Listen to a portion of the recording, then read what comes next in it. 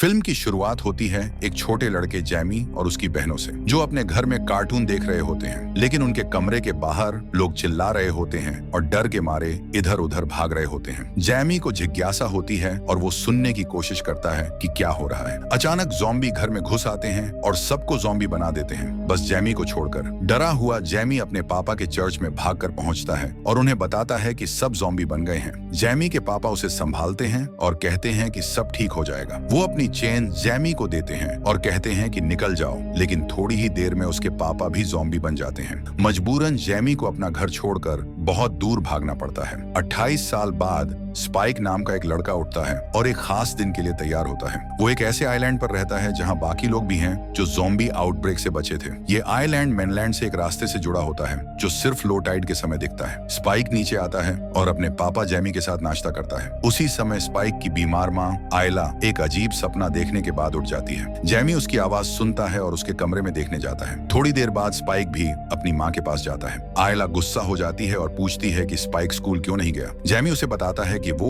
और spike mainland जा रहे हैं। ये सुनकर आयला नाराज हो जाती है और उन्हें कमरे से बाहर जाने को कहती है। निकलने से पहले स्पाइक अपनी माँ को शांत करने की कोशिश करता है। थोड़ी देर बाद जैमी और स्पाइक अपनी मेनलैंड की यात्रा शुरू करते हैं। आइलैंड पर सभी लोग स्पाइक के लिए खुश होते हैं और उसकी हिम्मत पर गर्व करते हैं। कुछ ही देर में वो गेट पर पहुंचते हैं जहां जेनी नाम की औरत स्पाइक से बात करती है। वो उसे बताती है कि अगर कभी वो मेनलैंड पर खो गए तो उन्हें ढूंढने के लिए रेस्क्यू टीम भेजी जाएगी। वो एक दीवार भी दिखाती है जिस पर उन लोगों के नाम लिखे होते हैं जो मेनलैंड एक्सप्लोर करने की कोशिश में मारे गए। ये सब सुनने के बाद भी स्पाइक जाने का फैसला करता है, तो वो और उसका पापा निकल जाते हैं। जैमी उसे याद दिलाता है कि उनके पास सिर्फ 4 घंटे हैं, उसके बाद टाइड वापस आकर रास्ता बंद कर देगा। वो दोनों चलना शुरू करते हैं। लंबा रास्ता तय करने के बाद आखिरकार वो मेनलैंड पर पहुंच जाते हैं। स्पाइक हैरान रह जाता है कि ये कितना बड़ा और फैला हुआ है। ये उसका पहली बार देखना था। वो चलते रहते हैं और जल्दी ही एक जंगल में दाखिल हो जाते हैं। वहां उन्हें एक ज़ॉम्बी दिखता है जो जमीन पर रेंग रहा होता है और कीड़े खा रहा होता है। जैमी स्पाइक से कहता है कि उसे तीर से मारो, गले पर निशाना लगाना। स्पाइक तीर चलाता है और उसे खत्म कर देता है, लेकिन आवाज सुनकर और ज़ॉम्बी वहां आ जाते हैं। कुछ छुपकर हमला करने की कोशिश करते हैं, लेकिन जैमी उन्हें जल्दी खत्म कर देता है। कुछ देर बाद वो जैमी के पुराने घर पर पहुंचते हैं। वो अंदर जाते हैं और देखते हैं कि एक लाश उल्टी लटकी हुई है। स्पाइक पूछता है कि इस इंसान को ऐसे क्यों बांधा गया है। जैमी कहता है कि शायद ये किसी तरह की सजा है और स्पाइक को चेतावनी देता है कि अब मेनलैंड पर अजीब लोग रहते हैं। फिर जैमी स्पाइक से कहता है कि उस आदमी को खत्म कर दो। स्पाइक पहले हिचकिचाता है, लेकिन आखिर में वो कर देता है। फिर वो दोनों घर से बाहर निकल जाते हैं। चलते चलते उन्हें एक मरा हुआ जानवर मिलता है जिसकी गर्दन बेरहमी से फाड़ी गई होती है। जैमी को शक होता है कि ये किसी अल्फा का काम हो सकता है, यानी ऐसा ज़ॉम्बी जो ज्यादा ताकतवर और चालाक होता है। खतरा महसूस करके वो जल्दी वहां से निकल जाते हैं। थोड़ी देर में जैमी को पास ही ज़ॉम्बियों का एक झुंड दिखता है जिसे अल्फा लीड कर रहा होता है। खतरा समझते ही जैमी स्पाइक का हाथ पकड़कर भागता है। ज़ॉम्बी उनका पीछा करते हैं और वो कुछ को लड़ते लड़ते गिरा भी देते हैं। मुश्किल लड़ाई के बाद वो आखिरकार एक पुराने घर में छुप जाते हैं, उम्मीद करते हुए कि अब वो थोड़ी देर के लिए सुरक्षित हैं। उसी शाम जैमी स्पाइक के साथ बैठकर उसे अल्फाज के बारे में बताता है। वो समझाता है कि अल्फा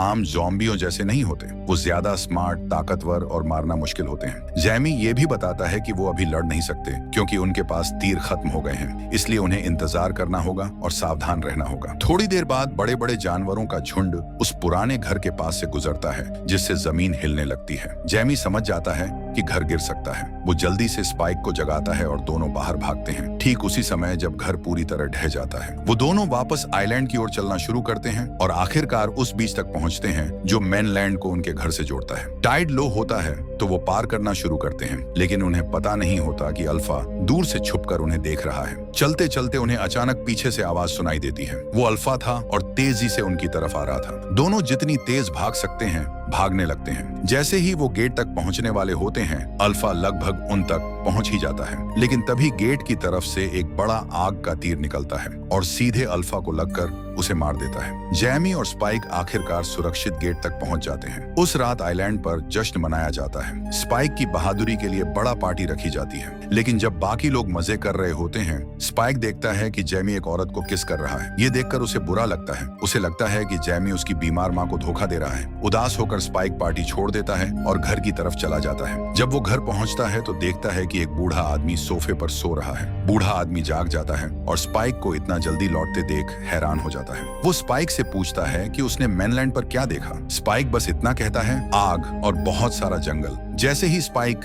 आग शब्द बोलता है, बूढ़े आदमी को अचानक कोई याद आ जाता है। हो सकता है वो डॉ केल्सन हो। स्पाइक कहता है कि उसके पापा ने बताया था अब कोई डॉक्टर नहीं बचा और इसी वजह से किसी को नहीं पता कि उसकी माँ को क्या बीमारी है। अब स्पाइक को शक होने लगता है कि जैमी झूठ बोल रहा है। बूढ़ा आदमी कहता है कि डॉ केल्सन एक अजीब आदमी है और फिर चुपचाप वहाँ से चला जाता है। स्पाइक फिर जाकर अपनी बीमार माँ के पास लेटकर सो जाता है। अगली सुबह जब जैमी घर आता है, स्पाइक उससे डॉक्टर के बारे में पूछता है। तब जैमी आखिरकार बताता है कि स्पाइक के पैदा होने से पहले क्या हुआ था। वो कहता है कि एक दिन जंगल से गुजरते हुए उन्होंने हजारों लाशें देखी थी। एक आदमी जिसका नाम डॉक्टर केल्सन था उन्हें घसीटकर आग में डाल रहा था। इसी वजह से कोई उसके पास कभी नहीं गया। स्पाइक फिर पूछता है कि उसकी माँ को असल में क्या हुआ है और क्या वो मर रही है। जैमी झूठ बोलता है कि नहीं, लेकिन स्पाइक को समझ आ जाता है कि वो सच नहीं बोल रहा। इसके बाद वो उस औरत का जिक्र करता है जिसे जैमी किस कर रहा था। ये सुनकर जैमी गुस्से में आ जाता है और स्पाइक को मार देता है। डरा और दुखी स्पाइक अपनी माँ के पास भागता है और उसे गले लगा लेता है। जब जैमी पास आने की कोशिश करता है तो स्पाइक उसे धक्का देकर दूर कर देता है और कहता है कि उनसे दूर रहो।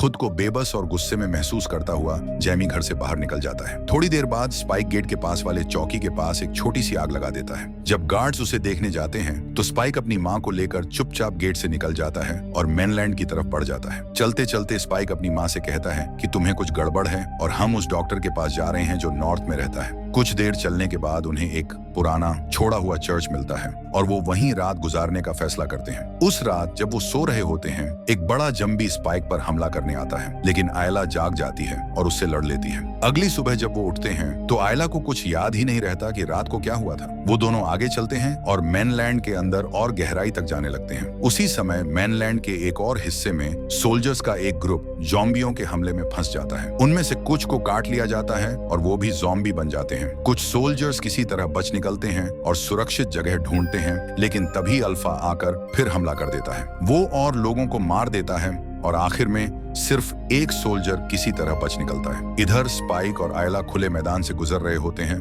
तभी स्पाइक को एक ज़ॉम्बी उनकी तरफ आता हुआ दिखता है।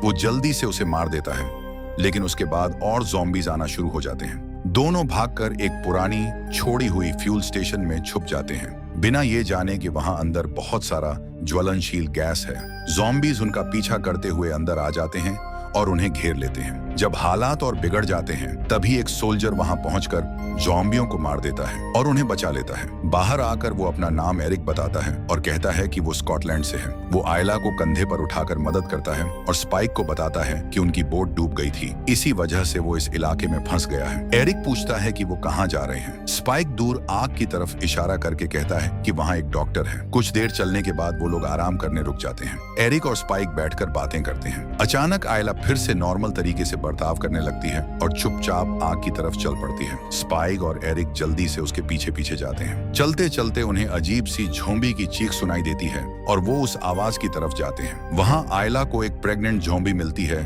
जो दर्द में होती है। किसी तरह आयला उसे शांत कर देती है और थोड़ी देर बाद वो ज़ॉम्बी बच्चा जन्म देती है। जैसे ही वो वहां से निकलने वाले होते हैं, अल्फा आ जाता है और एरिक का सिर तोड़कर उसे मार देता है। फिर अल्फा स्पाइक और आयला पर हमला करने बढ़ता है, लेकिन ठीक उसी समय डॉक्टर केल्सन आ जाता है और एक दवा से अल्फा को लकवा मार देता है। वो बताता है कि वो अपनी स्किन पर आयोडीन लगाता है ताकि वायरस उसे इन्फेक्ट ना कर सके। फिर डॉक्टर उन्हें अपने लैब में ले जाता है और स्पाइक को दिखाता है कि वो लाशों पर कैसे रिसर्च करता है और खोपड़ी के मॉडल बनाता है। स्पाइक भी उसे काम में मदद करता है। डॉक्टर स्पाइक को एरिक की खोपड़ी देता है और कहता है कि दीवार पर उसकी जगह चुनकर रख दो। फिर वो पूछता है कि बच्चा कहाँ से आया। स्पाइक बताता है कि बच्चा उस इन्फेक्टेड औरत का है, लेकिन बच्चा ज़ॉम्बी नहीं है। फिर वो डॉक्टर को असली वजह बताता है कि वो क्यों आए हैं। उसकी माँ बहुत बीमार है। डॉक्टर आयला को चेक करता है और स्पाइक को बताता है कि उसे कैंसर है। ये सुनकर स्पाइक घबरा जाता है, लेकिन आयला उसे प्यार से शांत कर देती है। फिर जब स्पाइक ध्यान नहीं देता, डॉक्टर अचानक आयला पर जहर वाला डार्ट चला देता है। उससे आयला तुरंत मर जाती है, लेकिन पता चलता है कि ये सब प्लान पहले से आयला और डॉक्टर ने मिलकर किया था ताकि उसकी तकलीफ खत्म हो जाए। फिर डॉक्टर बच्चा स्पाइक को दे देता है। थोड़ी देर बाद स्पाइक अपनी माँ की खोपड़ी दीवार के सबसे ऊपर रख देता है उसकी इज्जत करने के लिए। अचानक अल्फा